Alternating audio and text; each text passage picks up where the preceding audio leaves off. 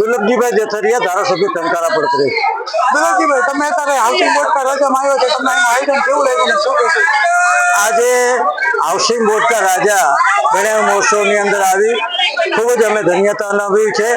આજે અમારી સાથે અમારા જિલ્લાના અધ્યક્ષ ભાઈ શ્રી જંતીભાઈ અને અમારા રાજ્ય સરકારના પૂર્વ મંત્રી ભાઈ બ્રિજેશભાઈ, અમારા પૂર્વ પ્રમુખ અરવિંદભાઈ વાજડિયા તથા અમારી આખી જિલ્લાની અને તાલુકાની ટીમ, સંગઠનની આખી ટીમ બહેનો સાથે અમે આરતીનો લાવો મળ્યો છે। ત્યારે હાઉસિંગ બોર્ડ કા રાજ્યના આયોજકોનો ખૂબ ખૂબ આભાર વ્યક્ત કરી છે અને ધન્યવાદ પાઠવી છે કે આજે જારામ હાઉસિંગ બોર્ડની અંદર ખૂબ સરસ માહોલમાં ગણપતિ મહોત્સવનો કાર્યક્રમ કર્યો છે। ત્યારે દર વર્ષે અમને આ લાવો લેવાનો મોકો મળે છે, ત્યારે આયોજકોનો ખૂબ ખૂબ આભાર વ્યક્ત કરું છું। વસ્તુ દુર્લભજીભાઈ, ખાસ કરીને જે ગુજરાત સરકારે આપણે મિશન સિંદૂરની થીમ આપી છે, તો તમે શું કહેશો?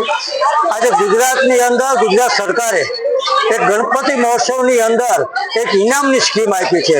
5 લાખથી માંડીને ઉત્તરોત્તર 2 લાખની જાહેરાત કરી છે। ત્યારે એના ક્રાઇટેરિયામાં આવતા તમામ ગણપતિ મહોત્સવના કાર્યક્રમની અંદર પોતે રજીસ્ટ્રેશન કરાવી અને એની ટીમ બનાવી છે। એને ચોરભાઈ ગણેશ મહોત્સવની અંદર ટીમ જઈ સર્વે કરી અને જ્યારે ફૂલફિલ થતું હોય એને સરકારની અંદર નામ મોકલશે અને પછી ઉપર ટીમની અંદર જાહેરાત થશે। આવી ભક્તોને તમે શું સંદેશ દેવા માંગો છો? આજે અત્યારે પૂરા ગુજરાતની પૂરા દેશની અંદર ગણેશ મહોત્સવ ચાલે છે, ત્યારે મોરબીની જનતાને એક વિનંતી કરું છું કે આવા કાર્યક્રમની અંદર આવા ગણપતિ મહોત્સવના આશીર્વાદ લેવા જ્યાં જઈને તમારા ભાઈ સોસાયટીમાં, મોહલ્લામાં ક્યાંય પણ ગણપતિ બેઠા હોય ત્યાં જઈ અને દર્શનનો લાવો લઈ અને આજે આપણી સનાતન ધર્મને ઉજાગર કરવા માટેના જે આ કાર્યક્રમો છે એમાં આપણે સહભાગી બનીએ એવી સૌને વિનંતી કરું છું। મારું નામ યોગીરાજસિંહ જાડેજા। યોગીરાજસિંહ, આ તમે હાઉસિંગ બોર્ડ કા આયોજન કરો છો, કેટલા વર્ષથી કરો છો અને શું આયોજન છે? 5 વર્ષથી અમે આયોજન કરીએ છીએ। 6થા વર્ષમાં અમારો ગણપતિ મહોત્સવનો મંગલ પ્રવેશ છે અને આજે 6થા દિવસે દાદાની વિઘ્નહર્તાની આરતી ઉતારીને આરતી પૂર્ણ કરી છે અને અત્યારે જ વીજળીનો એક કાર્યક્રમ છે, હાસ્યનો શો છે, જેની અંદર આપણા જે લોકલ આપણી જનતાને એક મનોરંજન મળી રહે અને જે આખા વર્ષનો જે થાક છે એ ગણપતિ મહોત્સવ 7મ 8મની સિઝનથી થાક ઉતારવાનો સમય ચાલુ થાય છે અને આપણી સાંસ્કૃતિક વિરાસત જે છે, આપણી ગુજરાતની અર્વાચીન સંસ્કૃતિ જળવાઈ રહે એવા અમે અલગ અલગ વિવિધ કાર્યક્રમો કરીએ છીએ। જેની અંદર એક અમારી પ્રખ્યાત વેડવાની રાસ મંડળીનું ગઈકાલ આયોજન હતું, એના સિવાય આપણો વીજળીનો શો છે, એના સિવાય બીજા સાંસ્કૃતિક પ્રોગ્રામો અમે રાખેલા છે।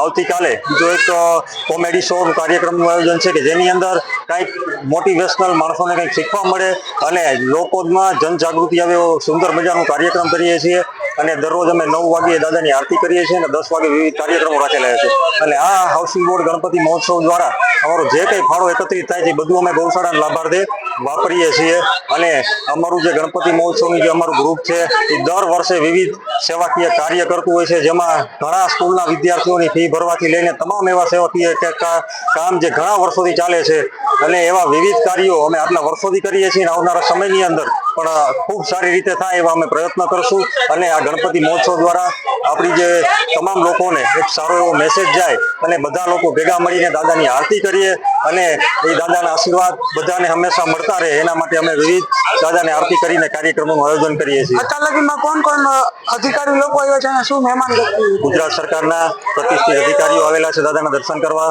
એના સિવાય પોલીસના ઉચ્ચ અધિકારીઓ આવેલા છે, એના સિવાય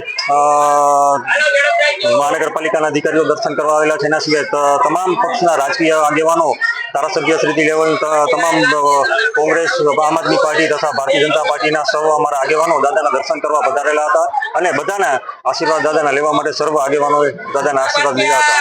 તમે હાઉસિંગ બોર્ડ કા રાજ્યનું આયોજન કર્યું છે, લોકોને શું અપીલ દેવા માંગો છો?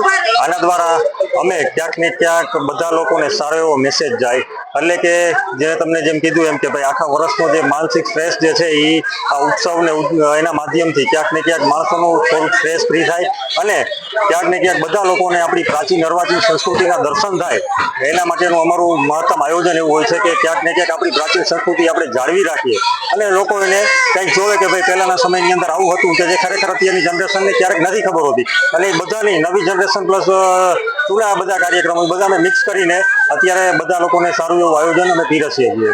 મારું નામ રાજેન્દ્ર પંચાલ છે અને યુટ્યુબમાં તો મને રાજ્ય તરીકે ઓળખે છે. તમને આજે હાઉસિંગ બોર્ડ રાજામાં આવીને કેવો અનુભવ થાય છે? હાઉસિંગ બોર્ડ કા રાજા મોરબીમાં ખરેખર અદ્ભુત છે. અને આ હાઉસિંગ બોર્ડ ની અંદર ગુજરાત હાઉસિંગ બોર્ડ છે એમાં અમે ચોથી વખત આવ્યા છે. અને અહીંની પબ્લિક છે એ સતત અમારી કોમેડી થી આનંદ કરે છે. એક માણસને ધરો થાય પણ આ મોરબીની પબ્લિક છે એ જેટલી વાર અમને સાંભળે છે એટલી વાર એ લોકોને મજા આવે છે. અને મોરબીમાં કાર્યક્રમ કરવાની અમને પણ બહુ મજા આવે છે. ગણપતિ નિમિત્તે તમે લોકોને શું અપીલ કરવા માંગો છો? હા, ગણપતિ ઉત્સવ નિમિત્તે લોકોને એવું જ કહેવા માંગીએ છીએ કે બધા ધર્મ સાથે જોડાયેલા છે. અને નવી જે પેઢી નવી જનરેશન છે એને ધર્મની સાથે જોડશું તો આપણે જે સંસ્કૃતિ છે એ ક્યારેય પાછી નહીં પડે. અને બીજું ખાસ કહેવાનું એ કે આ સોશિયલ મીડિયાના માધ્યમથી અમે એ કહીએ છીએ કે અમે 8 વર્ષથી યુટ્યુબ ની અંદર કામ કરીએ છીએ. એમાં હવે અમે અમારી પોતાની ચેનલ ચાલુ કરેલી છે. એમાં અમારી 2 ચેનલ છે, વીજળી ઓફિશિયલ કોમેડી અને રાજ્ય ઓફિશિયલ કોમેડી. 2 ચેનલો છે. એમાં એક દિવસ નહીં અને એક દિવસ નવા કન્ટેન્ટ નવા વિડીયો આવતા રહેશે. જેવી વન મીડિયા ચેનલને તમે લોકોએ પ્રોત્સાહિત કરી એવી અમારી ચેનલને પણ મોરબીની જનતાને અમે કહીએ છીએ કે અમારી ચેનલને પ્રોત્સાહિત કરો અને આનંદ કરો. જયંતિભાઈ પોપટભાઈ રાજકોટિયા, મોરબી જિલ્લા ભાજપ અધ્યક્ષ.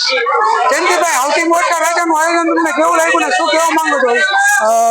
આમ તો 1857 થી 1947 સુધી જે ક્રાંતિકારી લોકોએ આ દેશને આઝાદ કરવા માટે જે આંદોલનો કર્યા એમાં જ્યારે અંગ્રેજોએ પ્રતિબંધ મૂક્યો, લોકોએ ભેગું ન થયું આંદોલનની અંદર, ત્યારે લોકમાન્ય તિલકજીએ એક ગણેશ ઉત્સવનું આયોજન કરીને એ નિમિત્તે લોકોને ભેગા કરી અને જનજાગૃતિ લાવી લોક આંદોલનમાં જોડ્યા.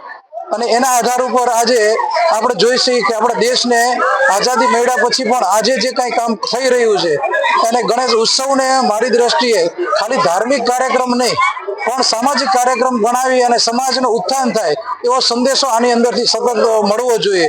આજે આપણા વડાપ્રધાન જે રીતે કામ કરી રહ્યા છે અને વોકલ ફોર લોકલ અને સ્વદેશી વસ્તુ વાપરવાનો જે આગ્રહ છે એ આપણે બધા જો શરૂઆત કરીશું તો આપણો દેશનું ધન આયનાય રહેશે. આપણે જ આપણી રોજગારીને આપણે પૂરી પાડીશું અને એના કારણે આપણો દેશની ઊંચાઈ વધશે.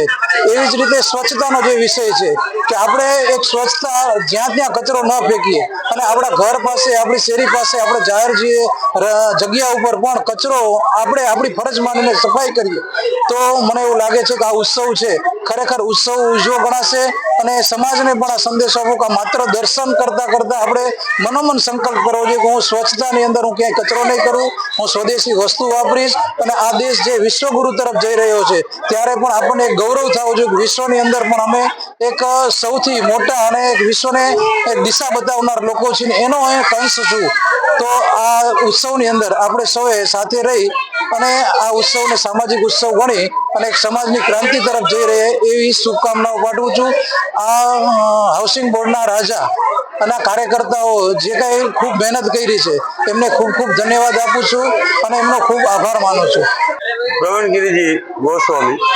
પ્રવીણભાઈ, તમે હજી હાઉસિંગ બોર્ડ રાજા આયોજન કરો છો, કેટલા વર્ષથી કરો છો? શું કહેવા માંગો છો? અમારે એવા વિઘ્નહર્તા મહાદેવ વક્રતુંડ મહાકાય સૂર્યકોટિ સમપ્રભ નિર્વિઘ્નમ કુરુ મે દેવ સર્વ કાર્યેષુ સર્વદા.